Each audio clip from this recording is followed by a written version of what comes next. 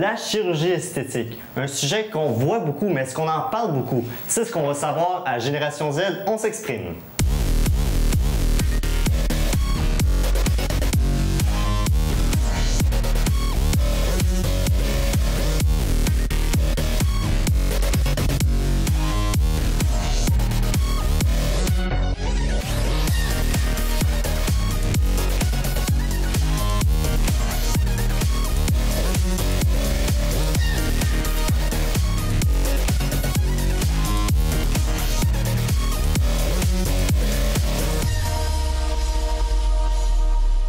Avec nous pour en parler aujourd'hui, on a des invités de marque, en commençant par Marie-Alice. Bienvenue Marie-Alice. Merci. Émeric Saint-Marseille, bonjour. Bonjour.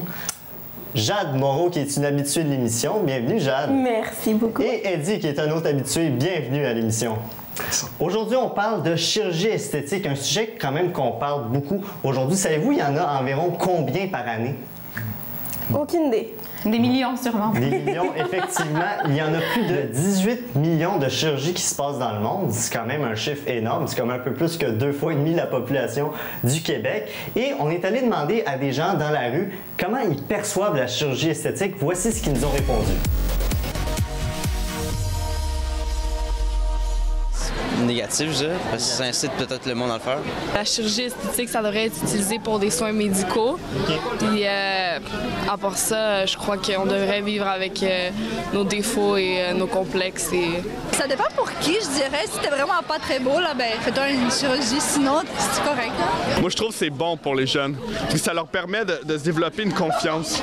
Puis genre, tu sais, admettons, le monde qui s'accepte pas comme qui on garde, ils ont juste à s'arranger. Puis tu sais, ça coûte pas si cher que ça. Puis tu sais, ça vaut vraiment la peine, genre. Des réponses très intéressantes. Mais là, je veux savoir, vous, qu'est-ce que vous pensez? Comment les gens ils perçoivent ça, la chirurgie esthétique de nos jours? En commençant par toi, Émeric. Bien, comment les gens perçoivent ça?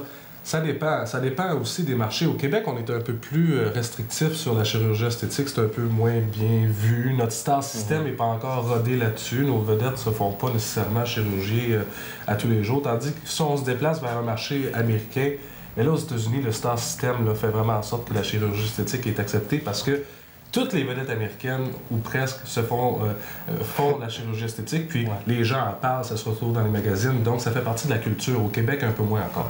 Oui. Toi, Eddie, qu'est-ce que tu en penses? Ben, écoute, j'ai lu un peu l'histoire de ce sujet, puis je me rends compte que ça a commencé avec les médecins de la Première Guerre mondiale qui, eux, voulaient enlever les traits négatifs, les déconfigurations du visage après la guerre. Donc, ce type de pratique-là a changé de domaine au retour aux États-Unis, quand les soldats sont revenus sur Terre. Puis, c'est une culture eugéniste, du plus beau corps, du plus belle face, du plus beau visage. Puis, ça a servi aussi aux États-Unis au début pour les immigrants.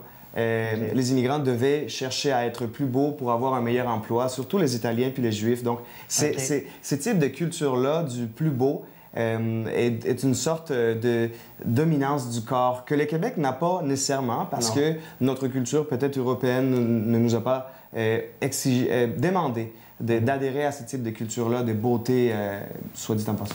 Oui, c'est ça. Puis Jade? Oui, bien, j'aimerais en fait en revenir. Là. Moi, je crois que au Québec, dans les médias, à la télévision, c'est présent. C'est juste que la population n'est pas au courant et elle ne sait pas que ses vedettes préférées sont botoxées ou ont eu des chirurgies plastiques. Donc, je pense que c'est vraiment tabou au Québec encore. On ne connaît pas vraiment ça, la population en général.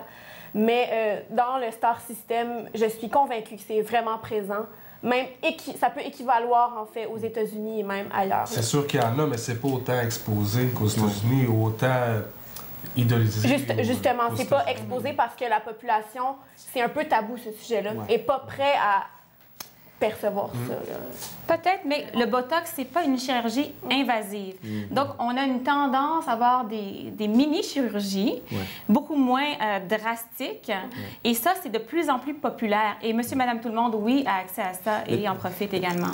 Tu vois, moi, je suis colombien d'origine. Puis, en Colombie, l'accessibilité aux chirurgies est très grande, surtout dans des villes comme Medellín, comme Bogota, où les jeunes femmes de 15, 16, 17 ans décident d'adhérer à ce type type de stratégie vont chez les médecins, puis ou des filles canadiennes, québécoises ou états-uniennes vont jusqu'en Colombie et même à Cuba pour se faire ce type de procédure-là. Absolument. Est-ce qu'on peut dire que la chirurgie esthétique, en général, c'est une mode? La quête d'avoir le corps parfait. Est-ce que c'est vraiment ça? Ça a toujours été... La beauté chez les Égyptiens, là, on en a entendu parler pendant longtemps. Un culte de la beauté. C'est ça, les hommes puis les femmes, la beauté, c'est quelque chose de très grand pour cette tradition-là dans l'Antiquité. Aujourd'hui, il y a une superficialité à l'intérieur de cette culture-là de chirurgie esthétique, mais elle n'est pas juste présente dans la chirurgie esthétique. C'est une obsession avec la jeunesse aussi, il faut le dire, dans les médias. Même pour n'importe quel emploi, on ne parle pas juste du domaine artistique, mais aussi on est obsédé de l'anti-âge.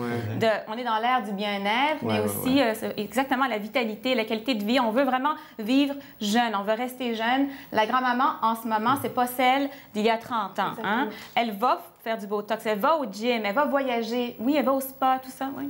Mais j'ai l'impression qu'au Québec, pas qu'on est en retard, mais comme on n'est pas rendu à cette étape-là d'accepter ça. Je dis pas que je suis pour ou contre, mais dans le sens, les Québécois, quand on apprend que telle vedette ou telle personnalité publique a changé, que ce soit le nez, les oreilles ou peu importe, bien, on est très critique par rapport à ça, puis on n'est pas capable de l'accepter. Je trouve que...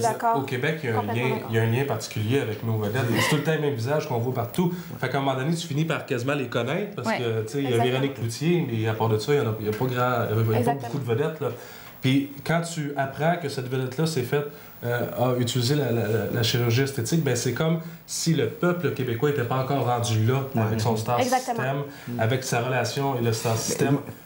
Contrairement, par exemple, en Europe, où la relation avec le star system est un peu plus fanatique, puis aux États-Unis aussi. Oui, la relation vedette puis auditeur, c'est une chose, mais chirurgie esthétique et client, ça, c'est une autre chose aussi. Donc, tu sais, si Véronique Cloutier décide de changer ses cheveux, tout le monde va vouloir le faire, mais ça part de là. Ça part des magazines. Quelqu'un qui veut changer son look, ça part de ce qu'il voit à la télé, dans les magazines. Et ça arrive souvent qu'une personne va dire, moi, je veux le nez d'Angelina Jolie. Je veux ses lèvres.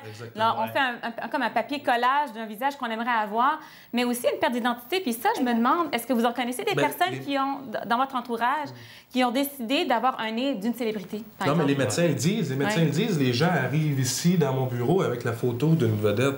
Là, excusez-moi, monsieur, mais ça va coûter 500 000 parce que... Oui, il y avait un cas d'un jeune qui voulait ressembler à Justin Bieber. Oui, c'est ça, exactement. Il s'appelle Toby Sheldon. C'est un Américain de 33 ans. Et justement, vous pouvez regarder les images qui vont apparaître bientôt. Il a voulu ressembler à Justin Bieber. Il a mis près de 100 000 $ pour essayer de le ressembler. Puis si on remarque la photo avant et après, on se rend compte qu'après, c'est la catastrophe. Là. Il ressemble même pas à ça. Il ressemblait plus à Justin Bieber avant qu'après. Donc, puis en plus, 100 000 $, c'est quand même de l'argent, là. Tu sais, c'est comme... J'aurais dû essayer Michael Jackson. C'est épouvantable. L'histoire de Michael Jackson est quand même semblable. Ben, c'est ça. Michael Jackson a tellement continué sans arrêt qu'à un moment donné... Mais vous trouvez pas que c'est trop mettre des dizaines, des centaines de milliers de dollars pour juste ressembler à quelqu'un? Oui, excessif. C'est une maladie, là, en fait. Ouais. C'est un culte qu'on veut atteindre, un standard de société qui est présent, que je ne comprends même pas pourquoi il est en place là, dans la société en général. Cette beauté-là qui est même pas belle. C'est même pas la vraie beauté. Là. Mais lui, il a fait 1+1. Il s'est dit Justin Bieber plus ben des petites filles égale je veux lui ressembler. Ben, c'est le standard du culte parfait. La vedette qui est à la télévision, je veux lui ressembler. Il y a des personnes qui deviennent même addicts de chirurgie plastique. La Catwoman de New York, on a souvent vu l'effet secondaire parce qu'il y a des cicatrices qui, aussi à la longue, peuvent faire surface. Puis il faut les traiter, il faut faire la maintenance. Et puis à un moment donné, ben là, on devient addict. Il faut continuer. Une fois qu'on commence, on ne peut plus s'arrêter. Puis selon ce que j'ai appris de la Société internationale des chirurgies esthétiques, en général, là, c'est sûr que le Botox, c'est très populaire, mais 33,8 % des gens, c'est pour enlever les rides. Donc, je me demandais si c'était une question d'âge, mais il y a d'autres raisons pour ça.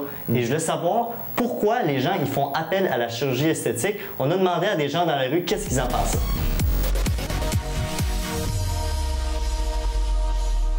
c'est un investissement. Je crois qu'ils vendent leur corps, alors peut-être que pour eux, c'est nécessaire d'investir dans leur corps aussi. Je dirais peut-être qu'il y a du monde qui veulent justement, qui veulent pour eux améliorer leur apparence, peut-être une question d'estime de soi. C'est pour paraître plus beau plus longtemps. Ils voient ça comme un lubrifiant de la vie sociale, tu vois?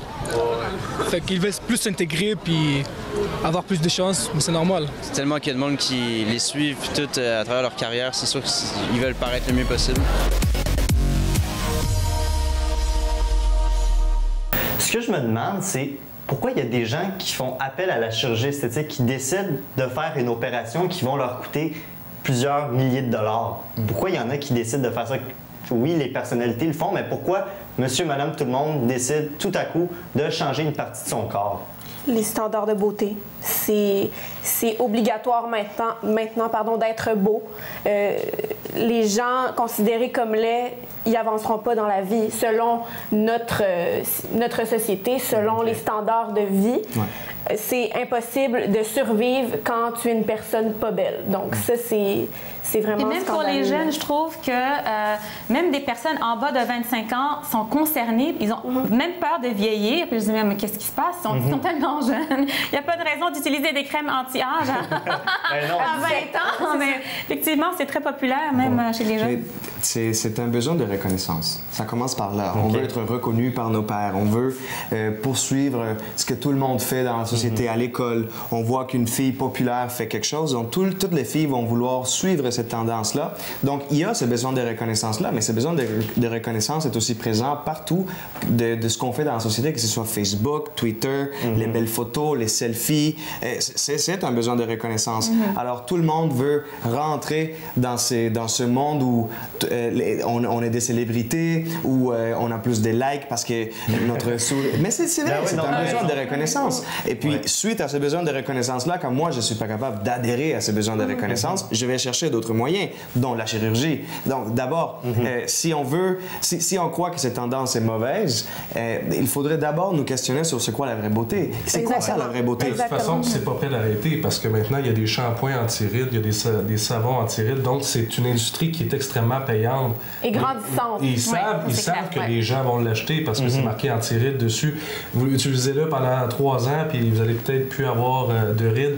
Ils savent que les gens vont l'acheter. Alors, c'est tellement payant que ça va juste continuer, puis le phénomène va juste s'amplifier. Et ce phénomène-là est vraiment l'essence de ça, c'est la télévision.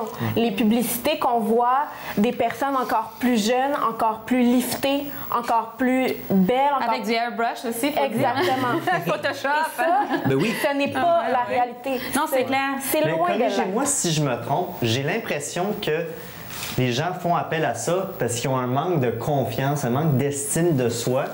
Puis peu importe l'âge, qu'ils ont 18 ans ou 40 ans, mais ils se disent « Ah ben, mon corps, il est pas si beau que ça. Faudrait que je change telle affaire, tel aspect. » Puis c'est comme, ils ont plein d'idées négatives entre les deux oreilles, puis ça leur pousse à agir ainsi. Ce qui est le pire là-dedans, c'est que des fois, tu trouves quelqu'un qui est quand même pas laid, qui est quand même assez joli, puis là, cette personne-là commence les chirurgies esthétiques, commence, puis cette personne-là finit, est affreuse.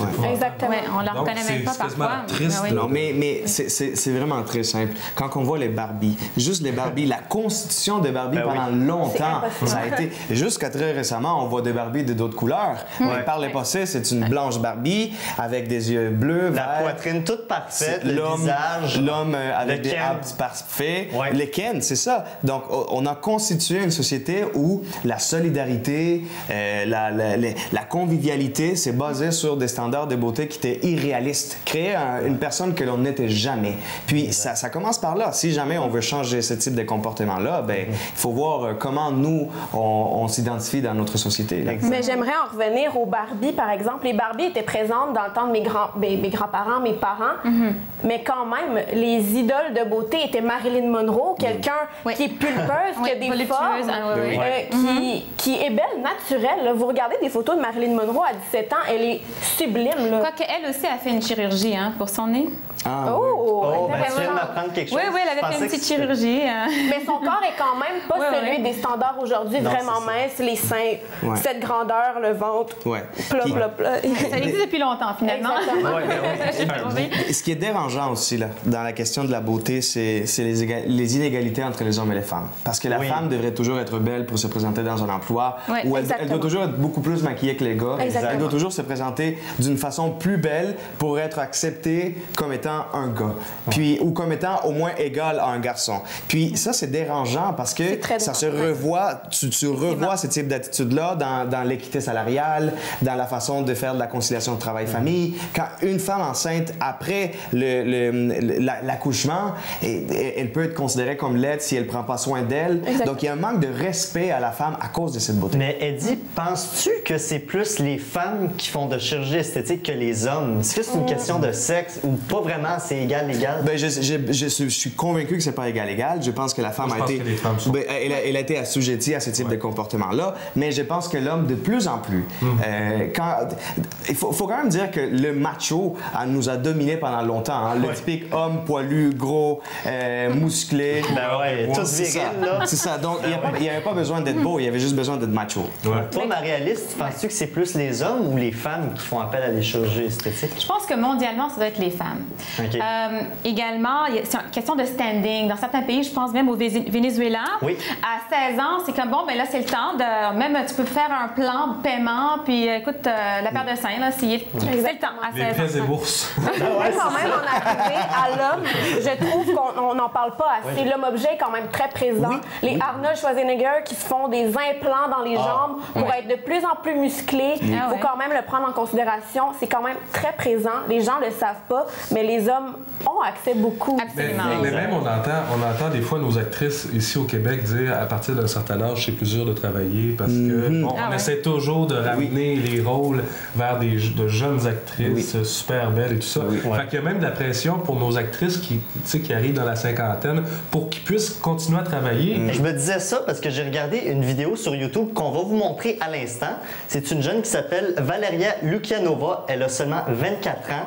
Et elle a dépensé pour 70 000 pas de dollars, d'euros en chirurgie esthétique. Voici la vidéo.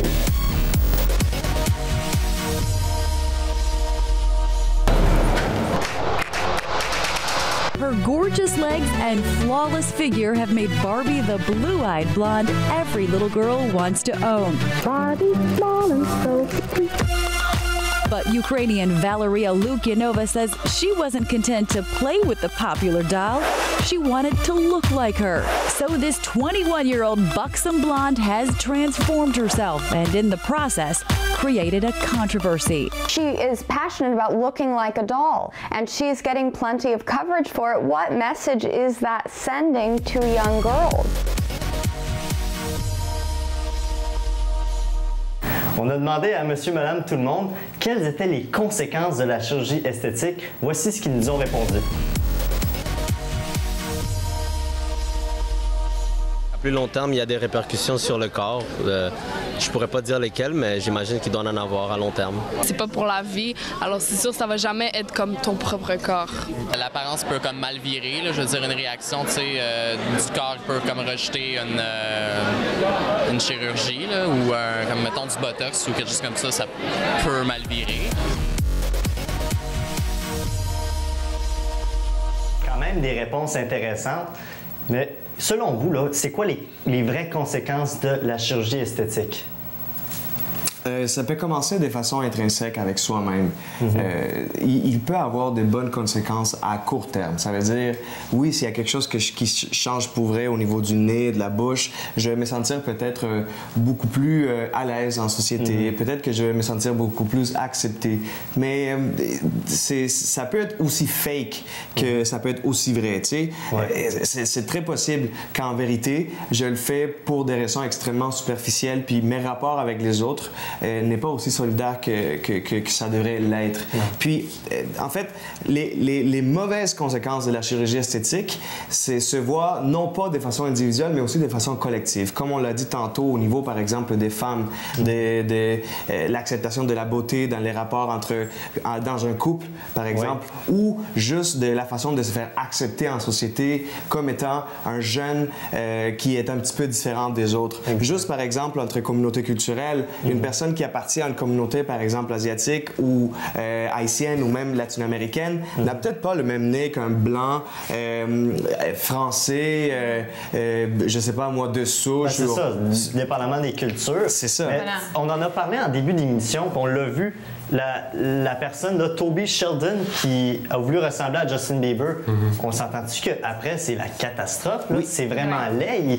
Il se fait niaiser partout sur les réseaux sociaux. Là. Il est possible aussi qu'il y ait de bonnes conséquences. Parce qu'il ne faut pas nier qu'il y a des gens qui le font pour des raisons légitimes. Oui, médicales. Mais c'est ça. Et on ne peut pas non plus nier cet aspect-là. Donc, d'un côté, oui, il y a des gens qui le font parce que il faut répondre à ce besoin d'autosuffisance de soi, mais il y a aussi des conséquences positives qu'il faut accepter. Si on prend l'exemple d'un cancer du sein, par exemple. Oui, comme il y a une femme ou un homme qui est victime d'un cancer du sein, plus pour les femmes, pourraient se refaire faire les seins en général, ou pour autre chose aussi, là, les cancers ou peu importe, le Botox est souvent utilisé en premier lieu pour guérir tout ça. Là. Donc, mais à un moment donné, quand ça devient excessif, puis que tu es 10 fois plus laid que quand tu as débuté, je pense que ça peut commencer à ressembler à de la maladie. Il faut le faire pour une bonne raison. Exactement. Ça peut être, à un moment donné, tu peux avoir des switches là, qui se touchent plus là, parce que ça n'a plus de bon sens. C'est une dépendance. 100 000 $ pour être 100 fois plus affreux que quand tu as débuté. Là, mais c'est ça. Malheureusement, le monde, ils ne savent pas.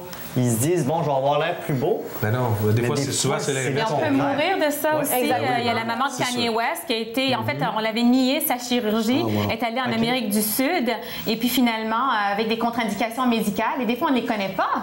Hein? Puis souvent, par exemple, ici au Québec, je vois souvent dans les nouvelles que des gens ils décident de faire la chirurgie esthétique comme à Cuba, par exemple.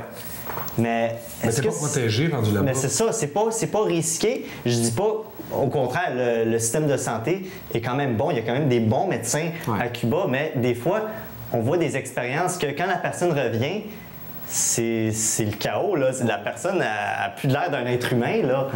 Donc, c'est quand même... Écoute, il y a des gens qui s'en vont à Cuba parce que c'est moins cher. Exactement. Et je pense que quand la personne revient au Canada et qu'il n'y a pas l'expérience au Canada, ou qu'il n'y a pas de connexion médicale entre ce qui s'est passé à Cuba... Pour le suivi, oui, c'est ça. Notamment pour le suivi. Ben, c'est là où c'est problématique. Hein? Puis, des fois, par exemple, parce qu'il faut guérir après une chirurgie esthétique.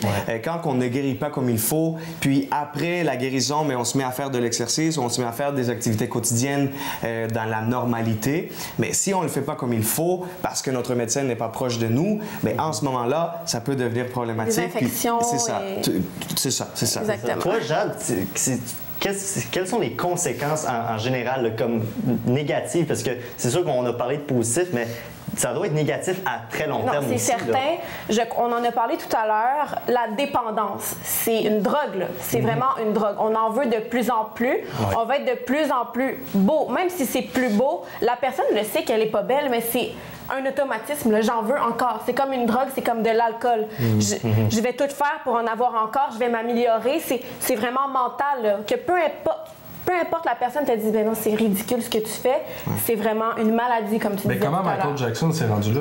Ben, c'est une maladie. C'est une addiction. C'est une dépendance, exactement. Moi, je suis pas d'accord. Moi, je suis pas nécessairement d'accord. Il y a toutes sortes de choses dont on peut être dépendante. On peut être dépendant de Facebook, hein? Ben on oui, peut être dépendant de chocolat. On peut être dépendant de McDonald's. Mais exactement. On peut l'être de la chirurgie esthétique, on peut être Monsieur Jackson. C'est ça. Mais moi, ce que j'essaie de dire, c'est que si une personne le fait pour une fois, là, pour une première fois, ça veut pas pour autant dire que c'est une mauvaise raison. Ça veut pour autant dire que ça peut être médical, comme ça peut être, je sais pas, moi, il y a quelque chose que tu veux changer. C'est comme les faits.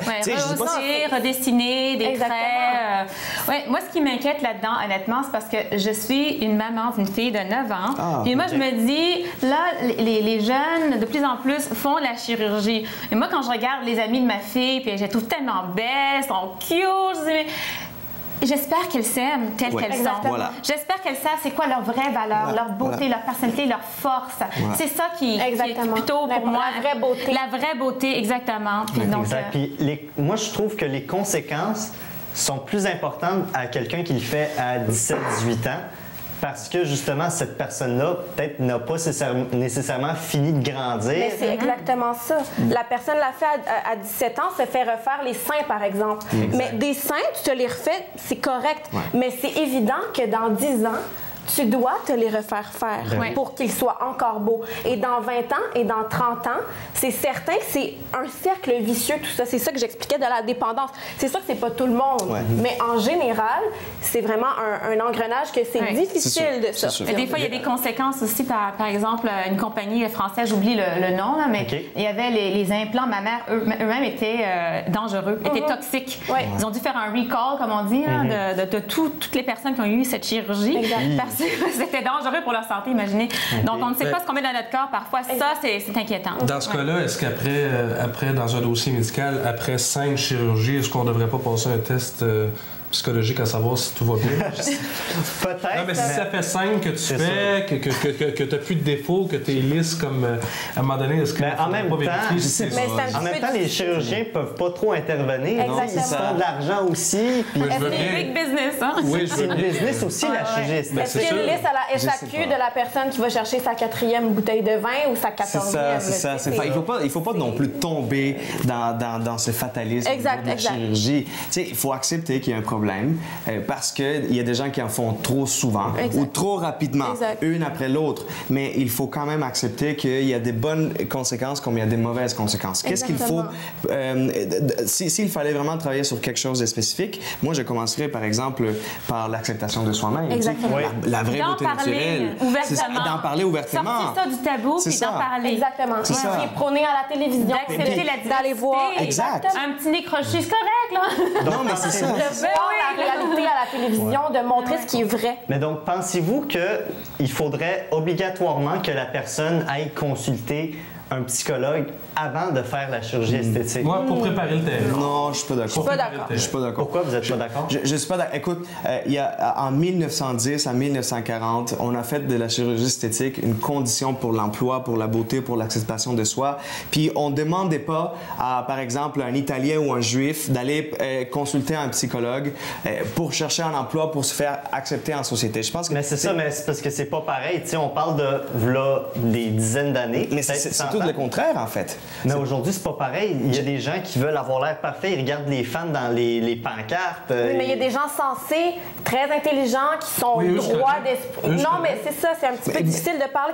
Moi, je suis censée, je veux me refaire les seins. Point barre. Je suis censée, je suis intelligente, mais il y en a justement qui ont des problèmes. Comme dans toutes les sphères de la société, là, on va pas commencer à... Ça prend quelqu'un qui sonne la cloche à un moment donné. Mais c'est ça, sonner la cloche, ça arrive dans tout. Qui dit c'est assez. C'est ça, mais sonner la cloche, ça arrive dans tout. Quand tu vas conduire vite sur l'autoroute, il y a la police qui va t'arrêter. Ça ne veut pas pour autant dire que si tu l'as fait une fois... c'est ton corps pour la vie. Mais c'est ton argent.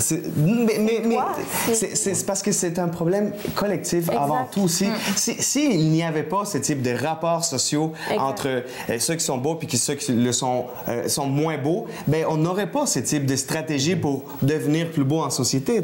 Ça commence par la collectivité, ça commence par la société. C'est les valeurs, n'est-ce pas? Oui, par les enfants. Nos valeurs, dans le fond? Merci beaucoup. C'est tout le temps qu'on avait. Merci beaucoup à Eddie, Jade, Émeric et Marie-Alice d'être ici à l'émission. Je vous rappelle que vous pouvez aller aimer notre page Facebook Génération Z, on s'exprime. Et la question de la semaine, c'est: trouvez-vous qu'on devrait interdire la chirurgie aux mineurs? Donc, c'est la question à répondre sur notre page Facebook.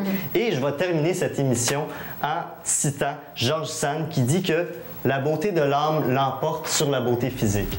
Bye bye tout le monde, à la semaine prochaine.